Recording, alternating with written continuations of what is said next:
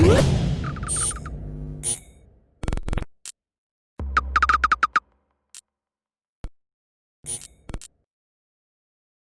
is Andy Purewal for Boxing Social in association with Betfred. And as always, I'm delighted to be joined by David Fox over Zoom. David, how's things? How's life been going? Good, yeah, all good, Andy. Yeah, everything's cool at the minute. But back in the gym doing a bit of training myself, so yeah, everything's fine. Good to hear, mate. Good to hear. Now, obviously, there's a big week of heavyweight action coming up. Obviously, good to catch up with yourself to discuss it. So let's get straight into it. Working way from the top downwards, Anthony Joshua returns to the ring against Joshua-Pulev. What do you make of the fight, David? It's a good fight. It's a really good fight. I mean, Pulev hasn't been that active though. I think he fought the Romanian. I can't remember his name. I've sparred him, Bogdan Dinu. I think that was one of his last fights. I think it was, or did he fight Rydell Bucher? Didn't he? So yeah. he's had a couple of keep busy fights while he's been in the mandatory position, but nothing's tested him, and I think that might play a part in Saturday night because he's not getting any younger. He's 39.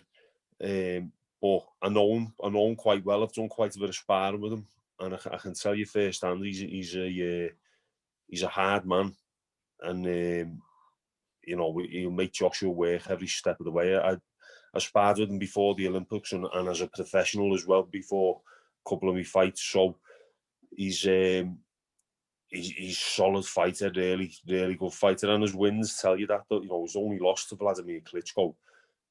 He's beaten Derek Chisora and he beat Derek quite handy. If you think back, and he's got that's just the tip of the iceberg. He's got some good wins, and he's always been a class operator, really. So he's gonna put up a good fight. I believe it's gonna be a lot better than people are anticipating. People are thinking.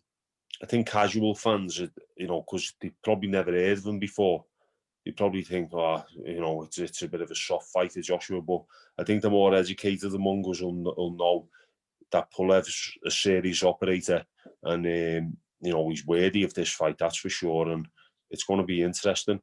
I think Joshua, again, he's been out the ring for a year, but his last fight was a high pressure situation, trying to redeem himself against Andy Ruiz, and he done that in a way that we hadn't seen before from him. He boxed patiently behind the jab, and he got the 12 rounds in the bank and boxed towards us. I think it'd be a bit different in this fight. I think for me personally, I think his best bet against Pulev is to go back to the old Anthony Joshua, not being reckless, but being a bit more aggressive, and like Vladimir Klitschko had to do that with Pulev, and Klitschko at that time weren't fighting that way. Everything was safety first with Klitschko at that time. It was just jab, let a right hand go every now and then tie the opponent up.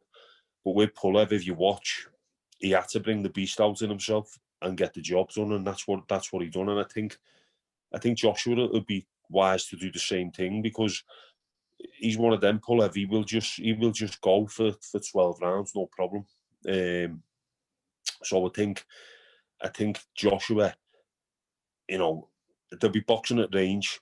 Pulev will probably try and invest quite a bit early with the jab to Joshua's body. He's going to try and land the jab. He won't really land the jab to the head.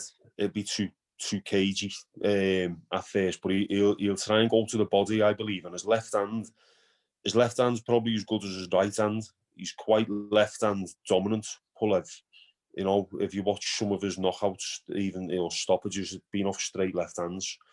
He's not the best bent arm puncher. He doesn't throw good uppercuts or hooks even. It's all straight punches, very technically well schooled. And I think Joshua's explosive close-up fighting, when they come together, maybe in the clinch, fight his way out of a clinch, I think he can just clip him and get the job done. That's the way I'm foreseeing it. But yeah, it's a good one. It might have been better happening a couple of years ago when Pulev was a bit younger, but you know, he lives the life, and like I said, he's always fit and he's always ready. So it's a great fight. I'm looking forward to it. One thing you said, you feel that we may see AJ go back to that more kind of an aggressive style we've been used to up until obviously the Ruiz fight. We saw him take a more of a steady approach with Joseph Parker as well. With that in mind, you mentioned you feel like he could go to more of that aggressive style we've been used to. Is there any risk that he might be cautious at all, knowing that provided he does come through Saturday, he has that Tyson Fury fight lined up for 2021 and he doesn't want to risk it? Do you think there will be any kind of cautious thoughts rather going through his mind? Yeah, of course there will. Yeah, he's got a hell of a lot to lose. He's obviously the one with more to lose than Pulev, but I think Pulev's a better boxer than the previous two names mentioned, Parker and Ruiz. You know, Ruiz was never going to win a boxing match with Joshua if Joshua could just stay away from getting clipped. And Joseph Parker, the same. Good back foot boxer, Parker, when he's fighting someone shorter, like Takam, people like that. But you watched him when he fought Yui Fiori. You know, thought Yui Fiori was unlucky not to win the fight. And you know, I think Pulev is on another level. I'd say Pulev, really, in reality, he's top 5 in the world. You know, he's beaten Yui Fiori, and Parker was really close. So if you want to use that comparison, so I just think it's one thing having a boxing match against someone who it's edging your bets, isn't it? Let's say, you know, 9 times out of 10 he's going to beat Ruiz on a boxing match, or even 10 times out of 10. It's a bit less. The odds are less with Pulev, and the longer the fight goes on, like I said, he can make it a hard fight, a real hard fight. And like I said, I think he's going to attack Joshua's body quite a bit. And the longer the fight goes on, that's when it becomes difficult. And it might just be, in my eyes, attack is the best form of defence, and just blast them out of there and on to the next one. But that's just my opinion, obviously. We know that there will be 1,000 fans there on Saturday night, David, the return of boxing fans. With that in mind, AJ has been used to over his past few years boxing in front of 70, 80, 90,000 people, with the exception, obviously, of the Ruiz rematch in Saudi. But is that going to make a difference to him not having that same type of atmosphere that he's become so used to? It possibly could, yeah. I think the Saudi one put him in good stead, didn't it? Because that was like fighting in a gym by the sounds of it.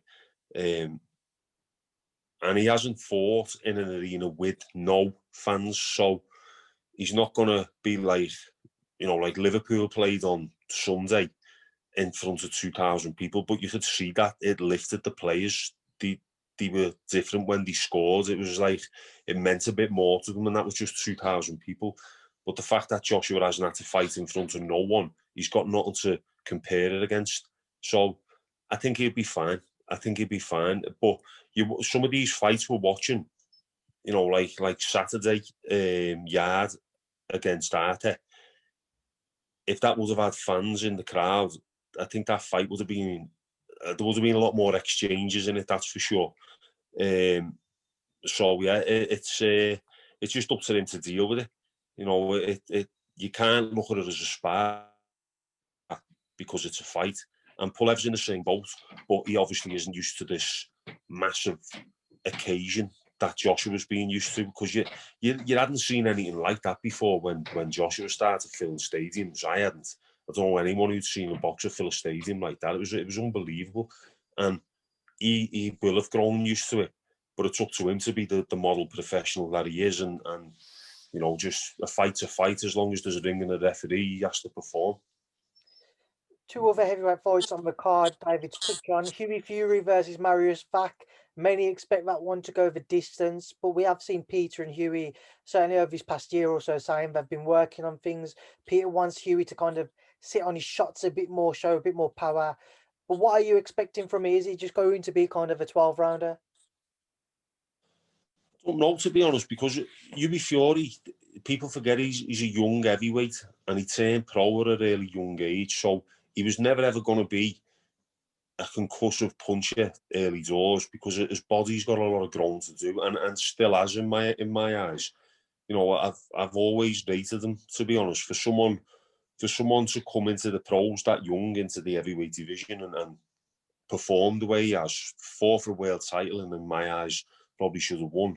You know, I think he doesn't get a lot of credit because his fights aren't big one-punch knockouts or explosive or dramatic, but he gets the job done.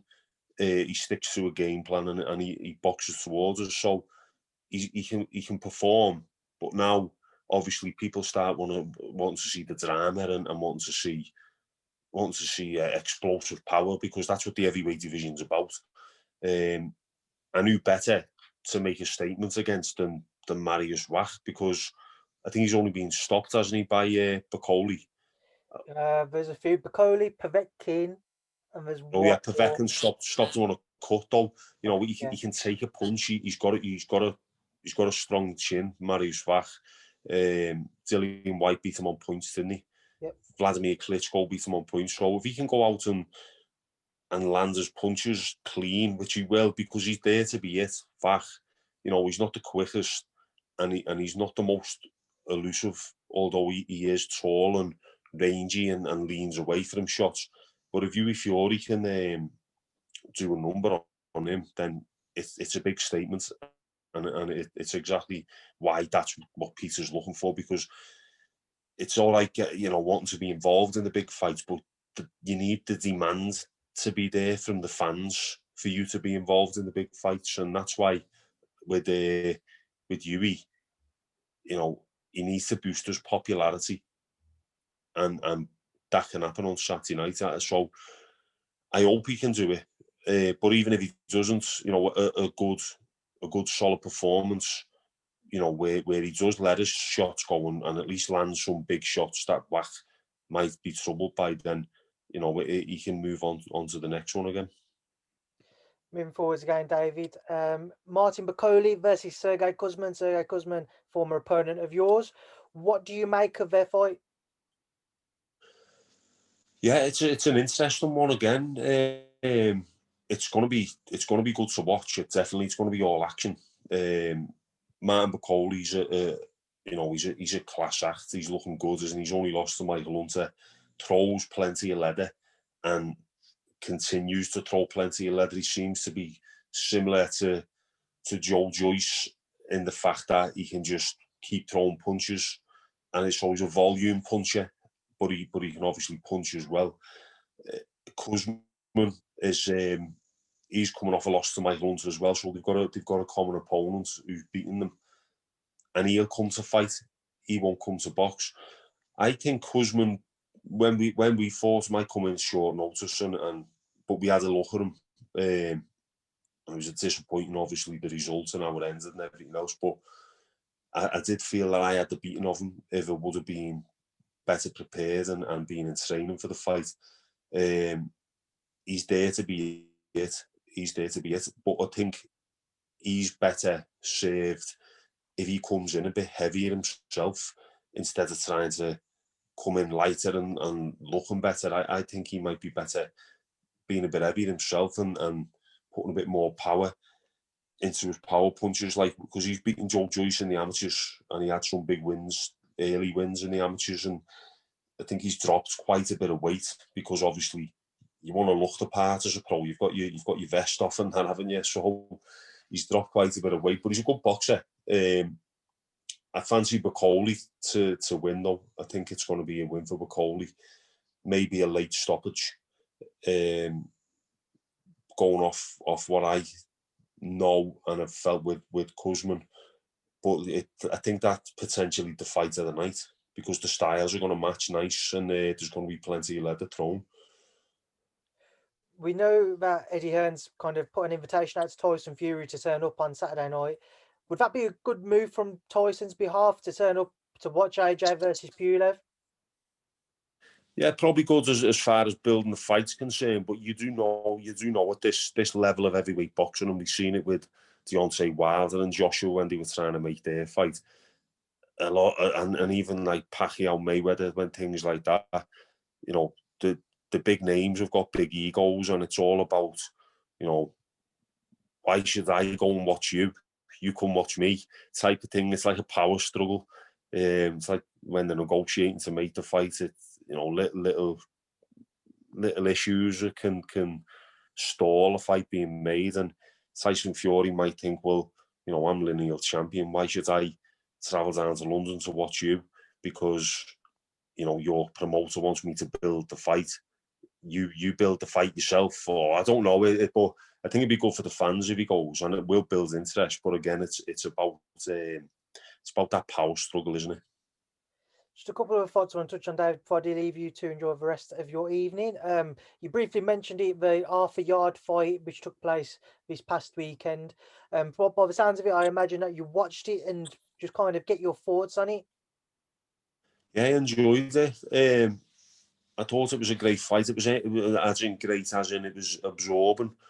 I couldn't take my eyes off the telly, and I think that's more down to Anthony Yarde than Lyndon Arthur, and I mean that just because of Anthony Yarde's explosive one-punch knockout power that he carries. So you can't take away, you know, you can't take your eyes off it just in case he explodes into action and the fight turns on its head.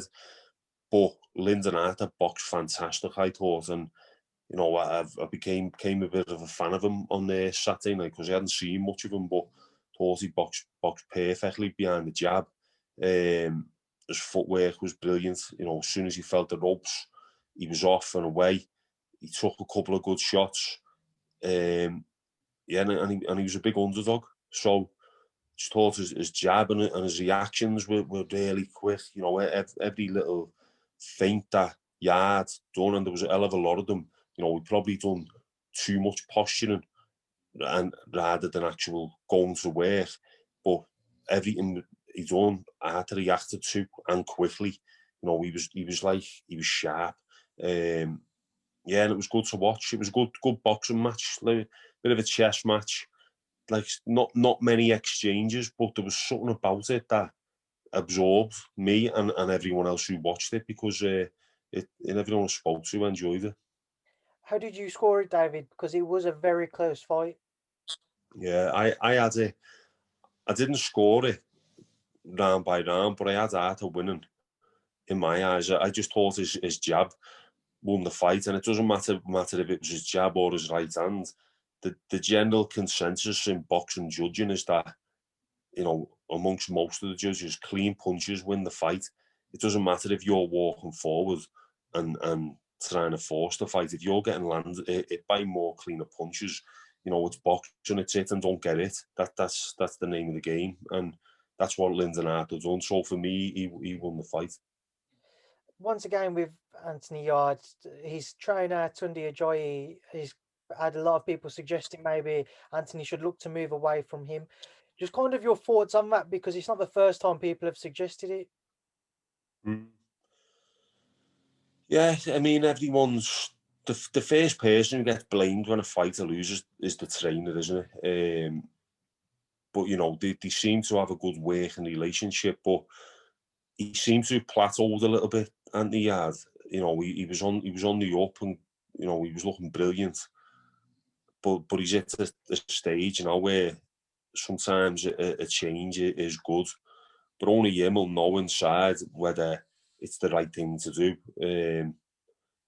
You know, I've changed trainers in the past, and it's you know, it maybe served me well, maybe not. But you've got to try. What you don't want to do is get to the end of your career and go, what if it's tried and gone and, you know, went and trained with, you know, like Anthony Yarde, with someone like Adam Bood, or you know, a top name, Tony Sims, whoever.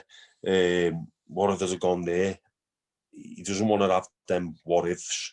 So it's doing no harm to try out, I don't think, but they've got the working relationship, and I think they're close outside of boxing as well, aren't they? And sometimes that can be a bit of an issue. You know, the trainer can only see the good parts of the fight when it's like that, because he's blinded by rose tinted glasses and probably fondness of the person, you know, sometimes it's better to have another eye come in and say, look, we need to do it this way. He needs to spar more, that's for sure. Doesn't spar much, does he? But he knows himself better than anyone, and you know, if he wants to, you know, he's the one who's going to have to live by his decisions at the end of all. So whether he stays or not, that's down to him. But I can see why people are saying it. Just one of the final things just to touch on as well. Canelo Callum Smith next weekend, David. Just preview that fight for me. How do you see it playing out? Obviously, I believe Callum flies out tomorrow. Yeah. When is it now? A week Saturday. A week Saturday.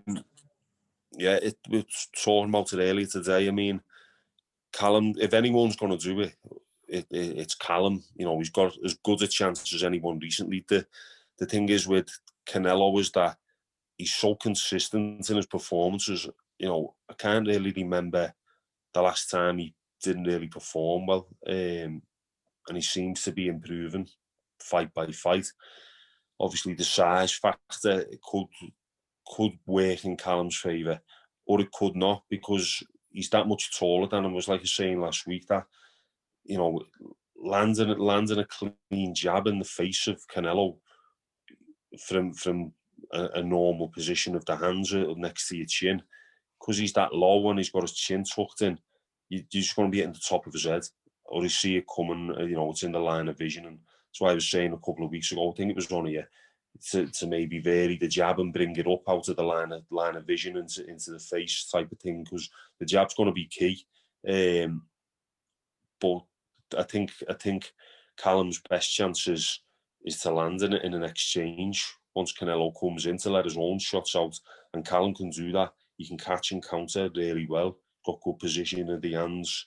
You know, you very rarely see him caught with a good clean punch. If anything, the scuffs that come through a tight guard which he carries. But Canelo's the man of the moment, isn't he? You know, the speed. He'll have the speed. He'll have the experience in the amount of big fights he's had. He's got more experience. But Callum's got a good, calm boxing brain. It's interesting. Obviously, I'm rooting for Callum. So I'm not going to make a prediction. You know, I want Callum to win, but it's always a big ask against the number one. But how good would it be if he done it? It'd be unbelievable.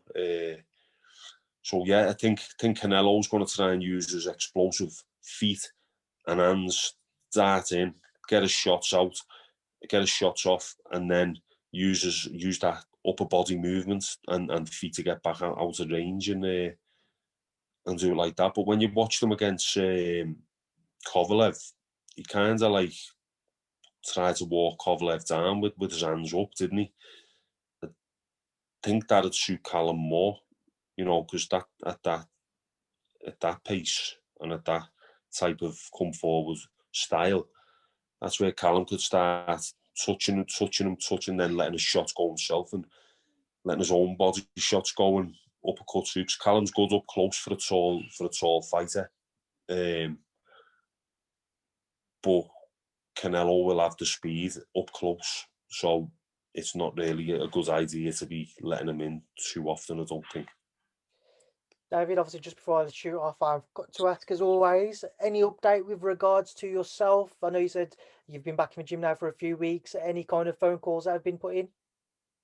Not yet, but I'm in the gym. So after Christmas, you know, we'll see what's what then. But when I've been speaking to you lately, it's been like, well, I don't know, but you know, I'm in the gym, I'm punching, and I'll see how the land lies after Christmas. See what's what. Well, David, I will catch up with you soon enough, and I'm sure I'll ask you once again. But I appreciate your time as always, and your previewing these fights ahead. Stay safe, and I'll catch up with you soon. Thank you for speaking to You my too, mate.